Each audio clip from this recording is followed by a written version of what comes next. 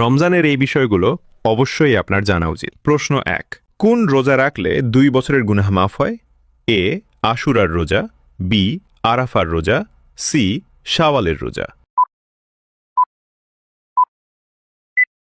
সঠিক উত্তরটি হবে অপশন বি আরাফার রোজা।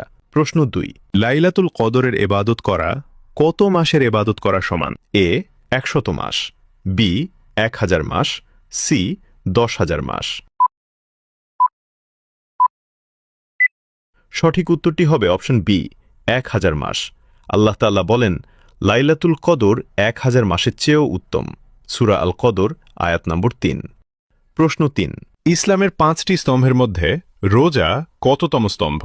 এ দ্বিতীয়, বি তৃতীয়, সি চতুর্থ।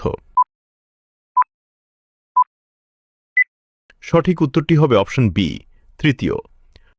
প্রশ্ন 4, কোনো বিশেষ কারণে রোজা ভেঙে গেলে তার পরিবর্তে একটানা কয়টি রোজা রাখতে হয়?